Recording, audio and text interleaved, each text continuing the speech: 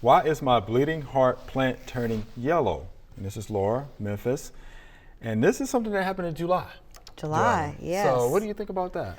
Well, you know, July was very wet. And turning yellow could be a lot of things. Sometimes it's not enough water, sometimes it's too much water. So if it was July, maybe it was getting too much water, being that bleeding hearts are usually in a shady area. So it might be getting too much water at that time, and why it's turning yellow. But in lack of nutrients, it could be lack of nutrients too.